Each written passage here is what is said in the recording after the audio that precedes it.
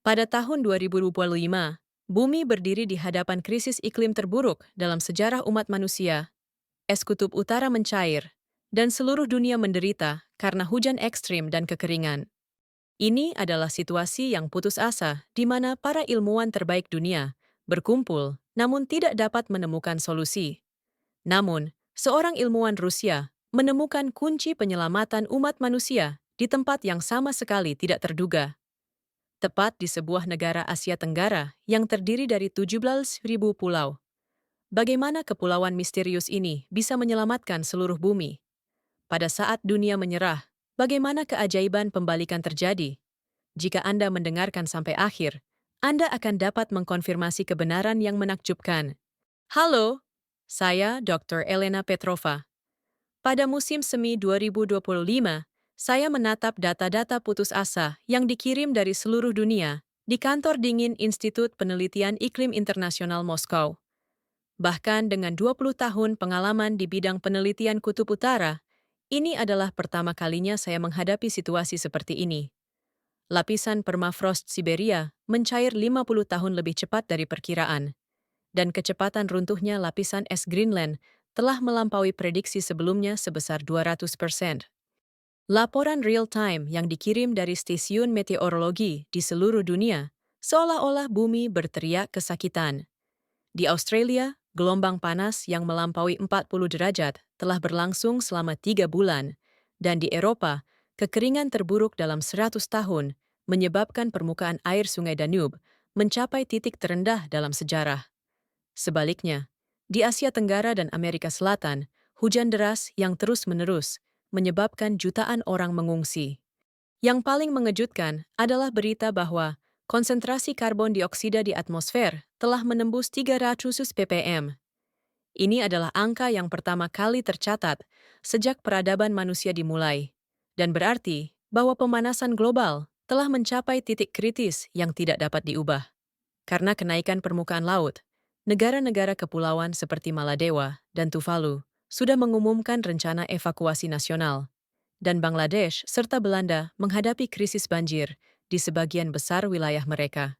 Sidang darurat Konvensi Perubahan Iklim PBB diadakan di Jenewa. Delegasi dari 195 negara di seluruh dunia dan lebih dari 500 ilmuwan iklim berkumpul di satu tempat. Suasana ruang rapat benar-benar seperti rumah duka. Rencana pengurangan gas rumah kaca yang diajukan setiap negara semuanya tidak realistis dan tidak memadai untuk membalikan perubahan iklim yang sudah berlangsung. Dr. Heinz, fisikawan iklim Jerman, menyajikan hasil simulasi komputer dan memberikan proyeksi yang mengecewakan. Jika tren saat ini berlanjut, suhu rata-rata bumi akan naik 2,5 derajat dibandingkan sebelum revolusi industri hingga 2035, yang merupakan tingkat yang sangat mengancam keberlanjutan peradaban manusia. Dr. James dari NASA juga memperingatkan tentang penurunan cepat es kutub dan kemungkinan runtuhnya sistem sirkulasi arus laut berdasarkan data observasi satelit. Setelah 3 hari diskusi intensif, tidak ada solusi konkret dan efektif yang muncul. Menjadi jelas bahwa metode yang ada seperti transisi energi terbarukan, teknologi penangkapan karbon, dan restorasi hutan memiliki keterbatasan untuk menghentikan perubahan iklim yang sudah melampaui titik kritis. Wajah-wajah delegasi dari setiap negara menunjukkan kekalahan, dan media mengeluarkan artikel dengan judul "Kegagalan Konferensi Iklim Terakhir Umat Manusia". Saat itulah saya memutuskan untuk mendekati masalah dari perspektif yang benar-benar baru, berdasarkan 20 tahun pengalaman penelitian kutub utara. Sejauh ini kita hanya fokus pada pengurangan emisi karbon, tetapi saya mulai bertanya-tanya, apakah tidak ada sistem alami yang dapat menyerap jumlah karbon yang sangat besar yang sudah terakumulasi di atmosfer? Saat menganalisis pola dekomposisi metana hidrat yang diamati di wilayah tundra kutub utara dan proses siklus karbon ekosistem laut, saya menyadari satu fakta penting. Penyimpan karbon paling efisien di bumi adalah ekosistem laut, khususnya ekosistem pesisir di wilayah tropis. Saat itu sebuah negara terlintas di pikiran saya. Negara kepulauan terbesar di dunia yang memiliki ekosistem laut besar yang membentang melintasi khatulistiwa. Tepat Indonesia. Pada hari terakhir konferensi, Saya berdiri di hadapan para ilmuwan dari seluruh dunia dan mengambil mikrofon. Ruang rapat menjadi sunyi, dan semua mata tertuju pada saya. Saya menarik napas dalam-dalam dan mulai berbicara berdasarkan data yang saya analisis semalaman. Rekan-rekan sekalian, selama ini kita telah mendekati masalah dari arah yang salah. Mengurangi emisi karbon saja tidak dapat menyelesaikan krisis iklim yang sudah mencapai tingkat yang tidak terkendali. Yang kita butuhkan adalah solusi alami yang dapat menyerap karbon yang ada di atmosfer dalam skala besar. Saya menampilkan foto satelit Indonesia di layar presentasi. Pemandangan lebih dari 17.000 pulau besar dan kecil yang tersebar di atas laut berwarna zamrud memukau ruang rapat. Indonesia bukan hanya negara kepulauan biasa. Ini adalah jantung sistem iklim bumi. Saya melanjutkan penjelasan berdasarkan 20 tahun data penelitian. Ekosistem laut besar yang membentang dari 6 derajat lintang utara hingga 11 derajat lintang selatan, 95 derajat hingga 141 derajat bujur timur, memainkan peran kunci dalam sirkulasi iklim global. Poin kunci pertama adalah hutan hujan tropis Indonesia. Hutan hujan tropis terbesar kedua di dunia, setelah Amazon ini menyerap sekitar 600 juta ton karbon dioksida per tahun. Khususnya hutan hujan tropis Pulau Kalimantan adalah salah satu ekosistem dengan keanekaragaman hayati tertinggi di bumi. Dan penelitian terbaru mengungkapkan bahwa penyimpanan karbon per hektar 30% lebih tinggi daripada Amazon. Yang kedua adalah hutan mangrove. Indonesia memiliki 3,4 juta hektar, sekitar 25% dari total area mangrove dunia.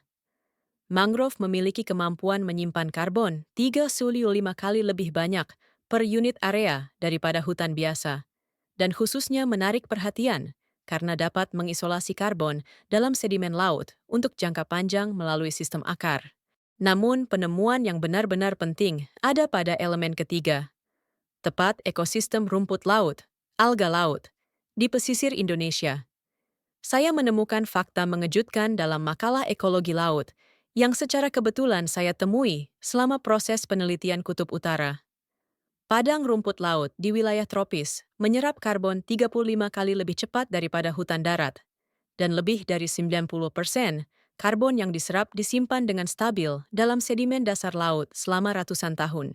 Di perairan Indonesia, terdapat ekosistem rumput laut seluas sekitar 1,5 juta hektar yang setara dengan 15% dari total area padang rumput laut dunia. Saya berkata sambil melihat sekeliling ruang rapat. Ini secara teoritis berarti potensi untuk menyerap 450 juta ton karbon dioksida per tahun. Elemen kunci keempat adalah lokasi geografis Indonesia. Indonesia, yang terletak di titik pertemuan Samudra Pasifik dan Samudra Hindia, memainkan peran sentral dalam sistem sirkulasi laut global. Arus laut yang melewati perairan Indonesia mensirkulasikan panas dan salinitas laut dunia, dan dalam proses ini terjadi sirkulasi karbon dalam jumlah besar.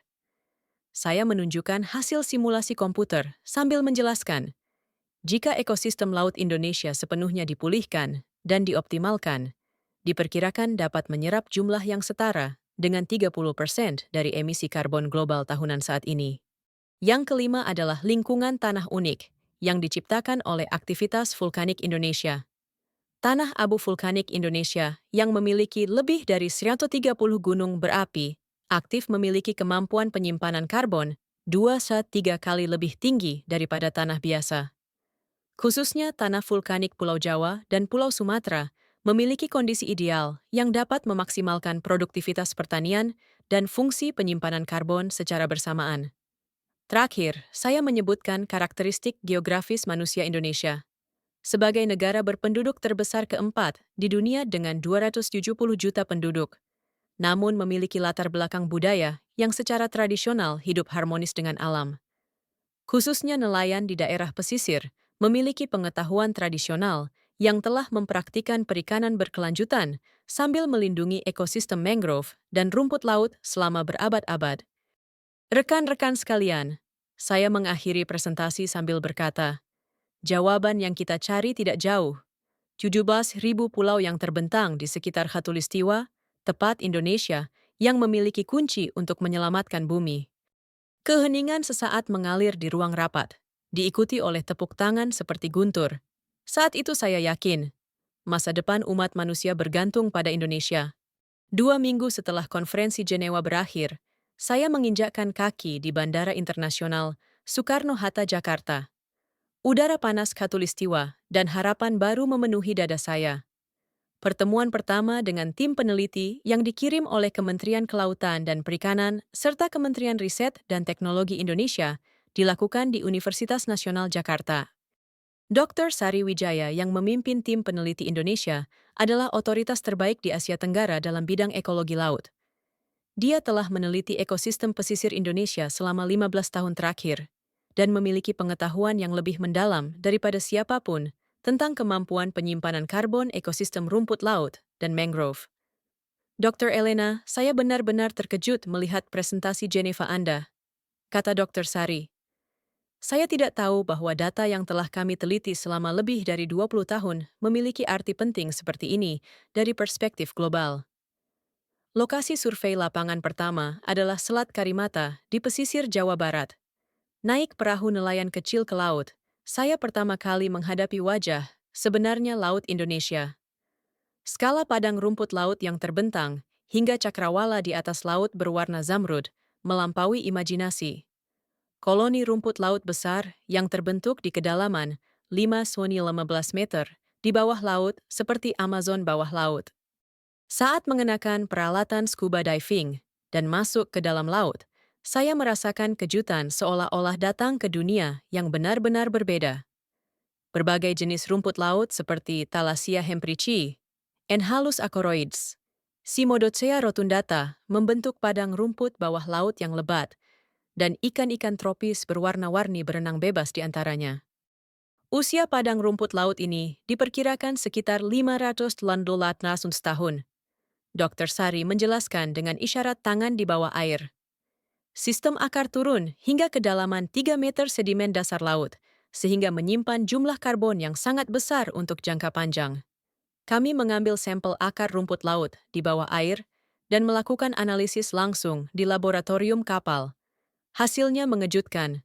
Konsentrasi karbon yang diukur dalam sistem akar rumput laut dan sedimen di sekitarnya 40% lebih tinggi daripada hasil penelitian sebelumnya. Khususnya Enhalus acoroides, yang merupakan spesies endemik Indonesia.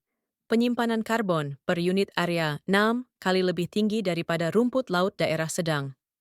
Penemuan yang lebih mengejutkan adalah efisiensi fotosintesis rumput laut.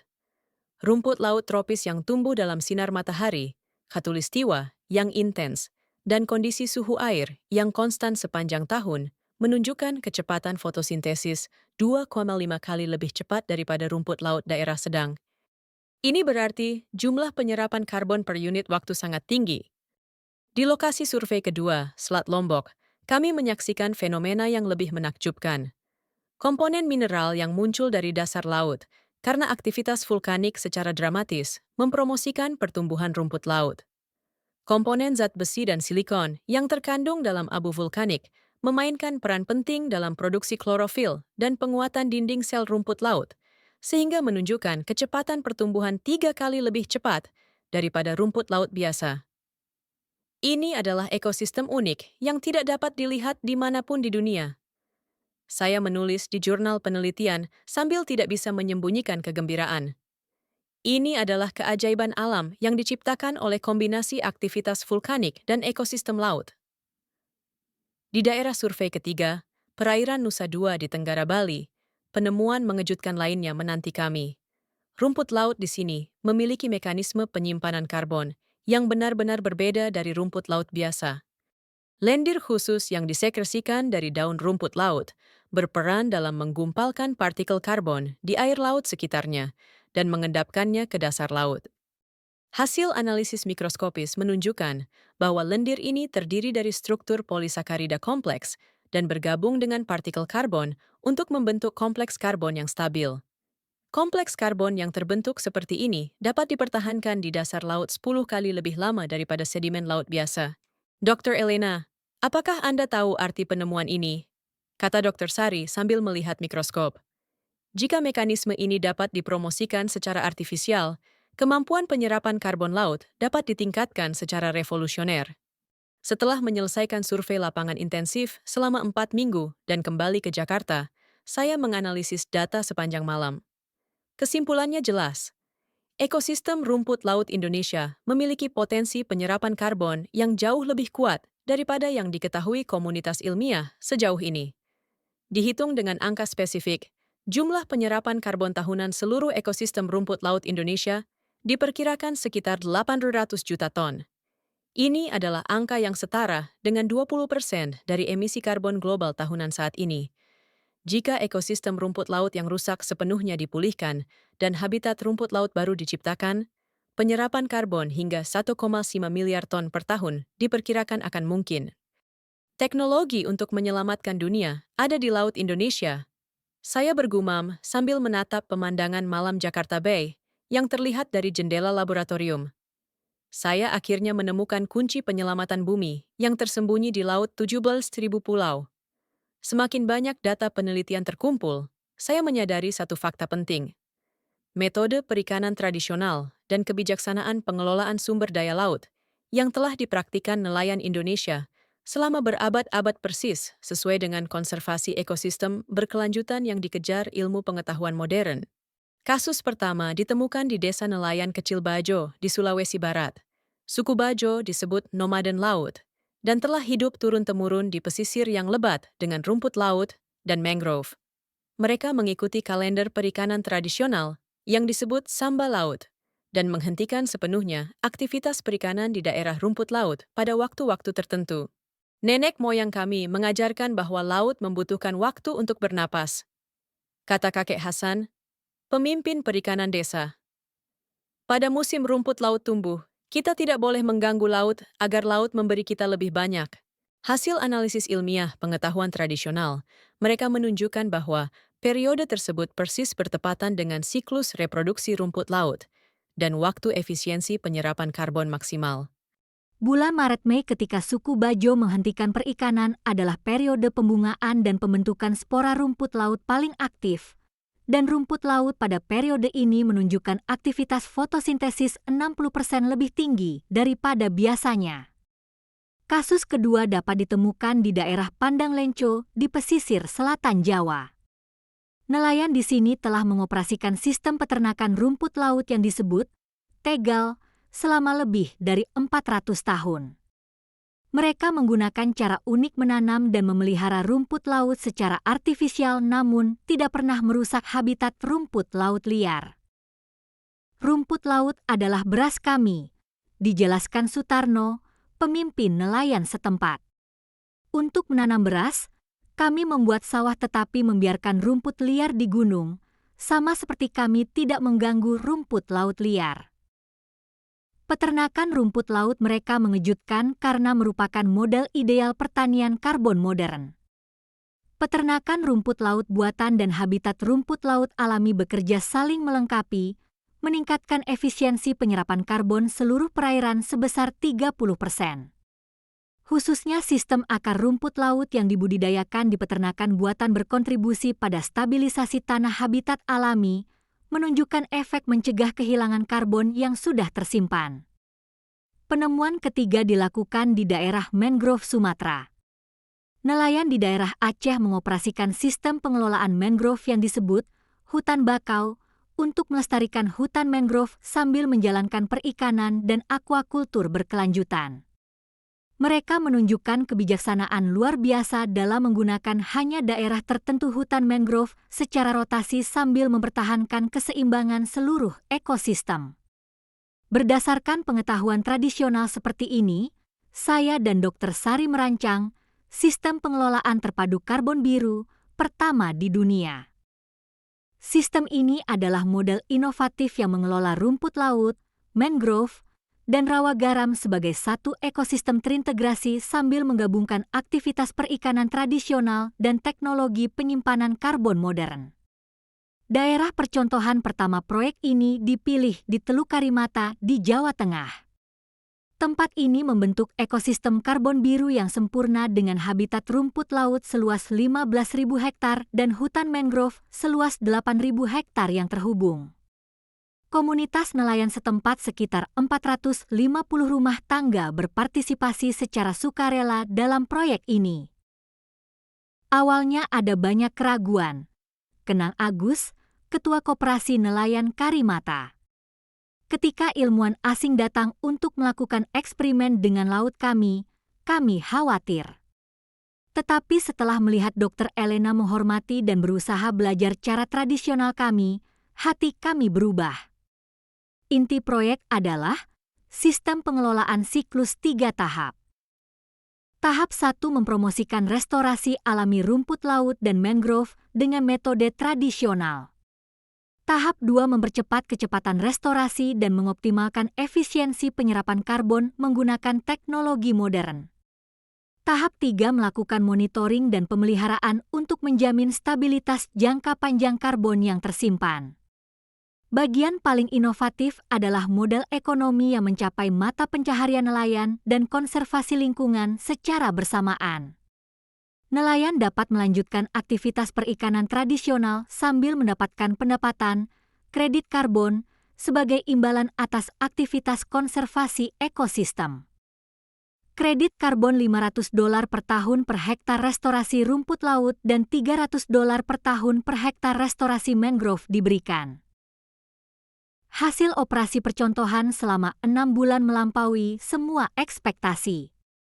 Daerah restorasi rumput laut di Teluk Karimata mencatat tingkat penyerapan karbon yang meningkat 220% dibandingkan sebelumnya.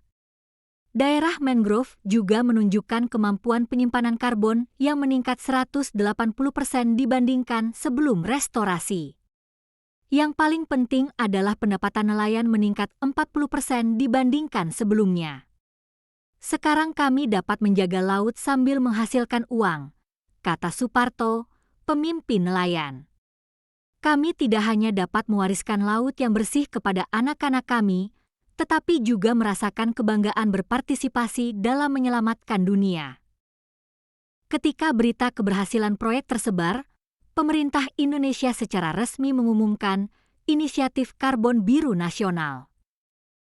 Presiden Joko Widodo secara langsung mengunjungi Teluk Karimata dan menyatakan Indonesia akan berdiri di garis depan respons perubahan iklim dunia.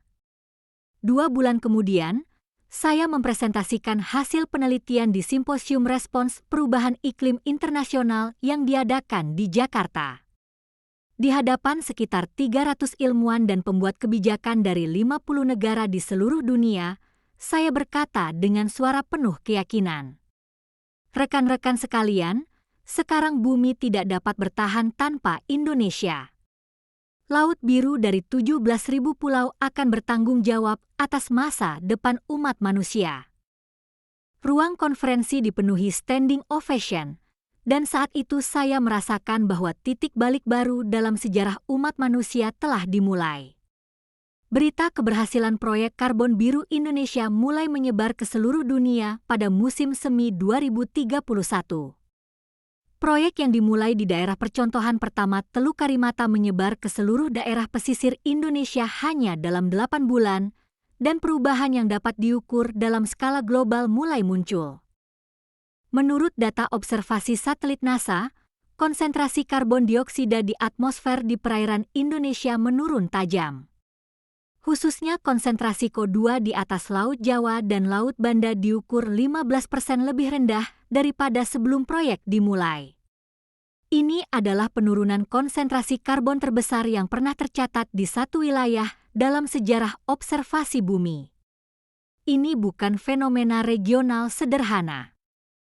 Dr. Michael Davis dari Pusat Penerbangan Antariksa Goddard NASA mengumumkan dalam konferensi pers. Pengaruh karbon yang diserap di perairan Indonesia menyebar melalui sirkulasi atmosfer global. Perubahan yang sama juga terdeteksi dalam data Observatorium Mauna Loa Hawaii. Yang lebih mengejutkan adalah kecepatan perubahan ekosistem laut. Menurut pengumuman Kementerian Kelautan dan Perikanan Indonesia, area koloni rumput laut di perairan di mana proyek Karbon Biru sedang berlangsung meningkat rata-rata 3% per bulan. Ini 15 kali lebih cepat daripada kecepatan penyebaran rumput laut dalam keadaan alami. Tahap kedua proyek dimulai dari Juni 2031. Pemerintah Indonesia mengumumkan Mega Blue Carbon Initiative dan memutuskan untuk melakukan pekerjaan restorasi secara bersamaan di 17 perairan utama nasional dengan menginvestasikan $20 miliar selama 5 tahun.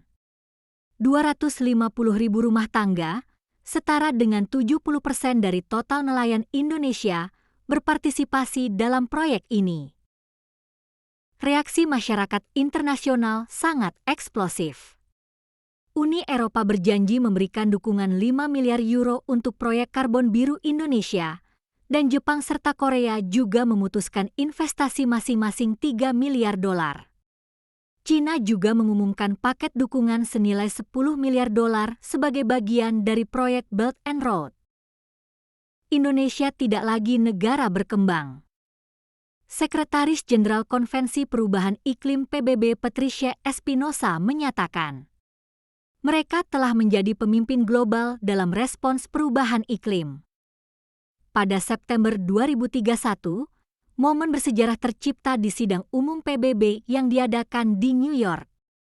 Ketika Presiden Indonesia berdiri di podium dan mengumumkan hasil sementara, seluruh dunia terkejut. Para pemimpin dunia yang terhormat, kata Presiden Joko. 1 tahun setelah proyek karbon biru Indonesia dimulai, kami menyerap 1,2 miliar ton karbon dioksida per tahun. Ini setara dengan 30% dari emisi karbon global tahunan. Ruang sidang bergolak, dan pernyataan berikutnya lebih mengejutkan.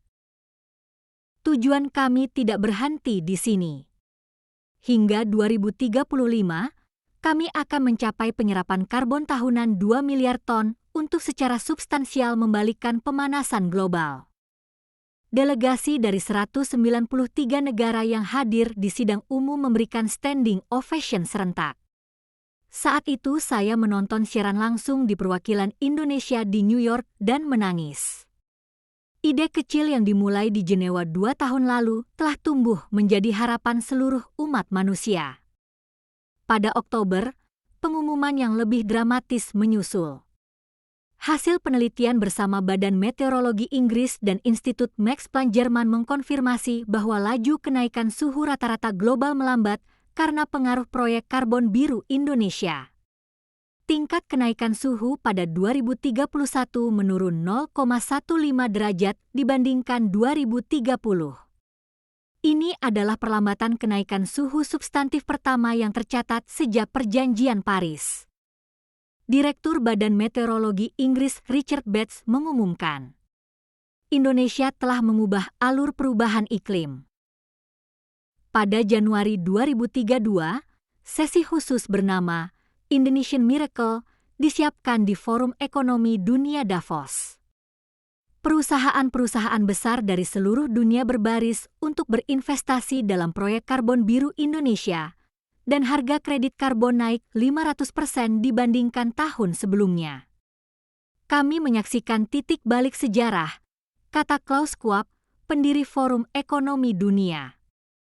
Perubahan iklim tidak lagi menjadi ancaman bagi umat manusia, tetapi menjadi tantangan yang dapat diatasi.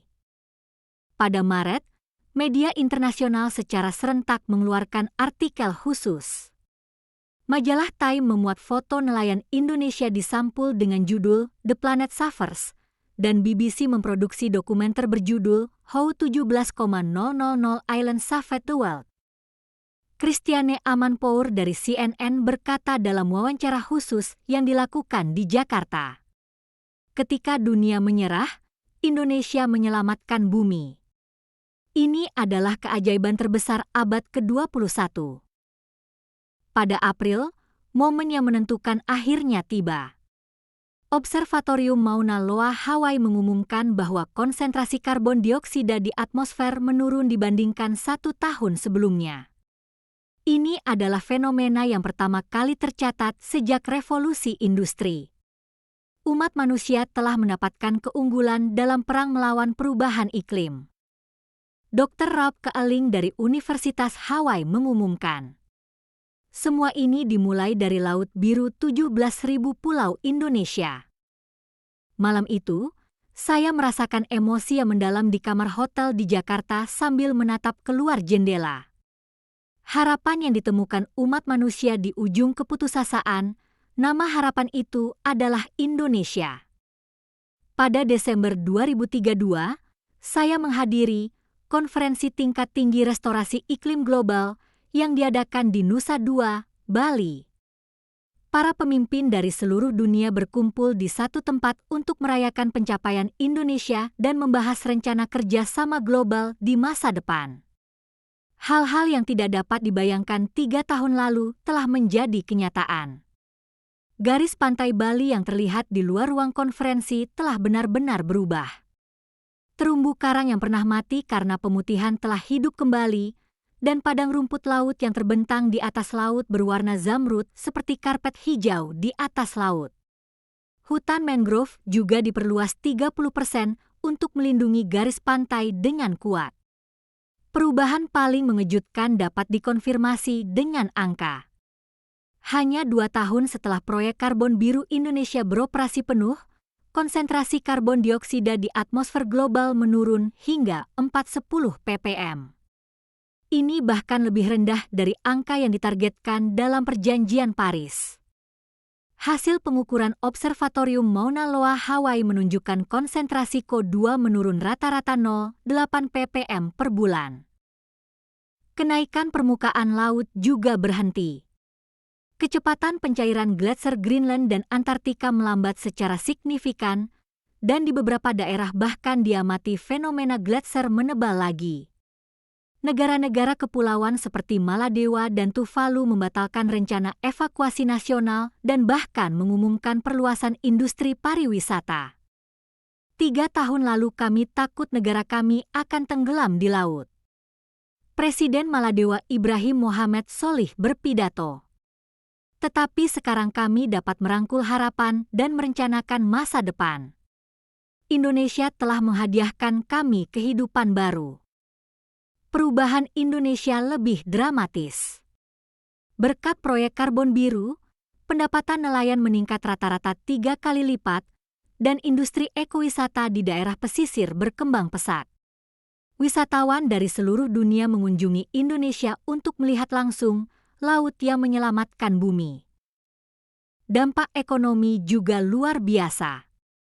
Hanya dari pendapatan kredit karbon, Indonesia meraup 50 miliar dolar mata uang asing per tahun.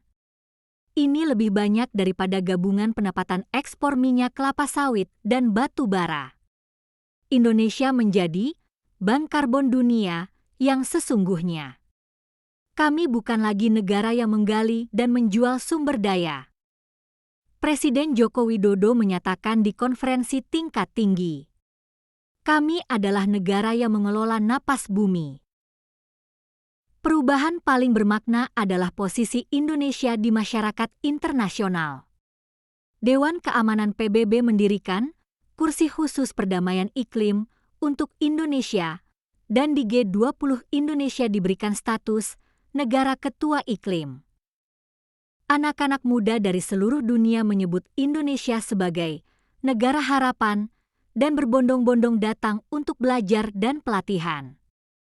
Pada 15 Desember, hari terakhir konferensi tingkat tinggi, saya diundang sebagai pembicara khusus. Di hadapan para pemimpin dari 50 negara di seluruh dunia dan lebih dari 1.000 ilmuwan serta aktivis lingkungan, saya berdiri di podium.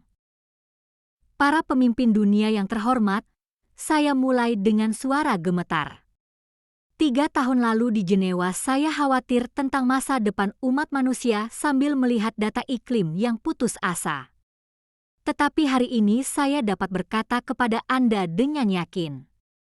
Umat manusia telah mengatasi perubahan iklim. Tepuk tangan penonton meledak, dan saya mengambil napas sejenak sambil melanjutkan. Yang memungkinkan keajaiban ini bukanlah teknologi canggih. Tepat hati yang mencintai laut yang telah dijaga nelayan Indonesia selama berabad-abad dan kekuatan alam yang dimiliki 17.000 pulau.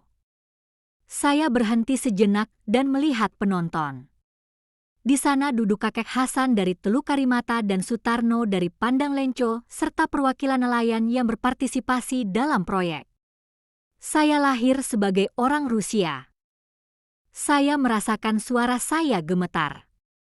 Tetapi hari ini saya menyebut Indonesia sebagai harapan umat manusia. Yang ditunjukkan kepulauan indah ini bukan hanya pencapaian teknis sederhana. Mereka telah mengajarkan kami cara hidup harmonis dengan alam dan menunjukkan kebesaran manusia yang tidak menyerah harapan bahkan dalam situasi putus asa. Menjelang akhir ucapan, saya tidak bisa lagi menahan emosi. Semua momen selama 3 tahun berlalu seperti panorama. Momen pertama terjun ke Laut Indonesia, hari-hari menanam rumput laut bersama nelayan, sinyal penurunan karbon pertama yang dikonfirmasi dalam data satelit. Semuanya seperti mimpi. 17.000 pulau bersatu membuat satu janji. Saya mengucapkan kata-kata terakhir sambil memerahkan mata. Indonesia adalah masa depan umat manusia. Ruang konferensi dipenuhi standing ovation. Suara tepuk tangan yang berlangsung lebih dari 5 menit seolah-olah seluruh bumi mengucapkan terima kasih kepada Indonesia.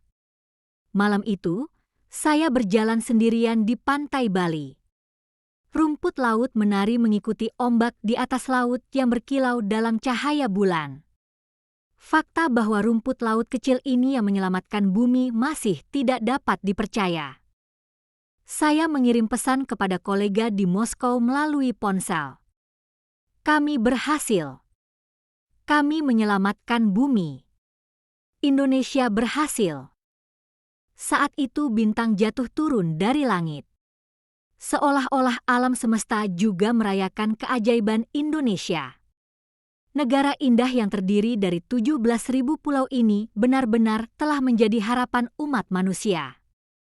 Meskipun ini adalah masa depan Indonesia yang belum datang, tetapi konten ini akan menjadi kenyataan. Untuk harapan masa depan, saya harap Anda mendukung dengan subscribe dan komentar.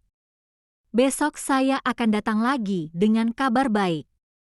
Terima kasih.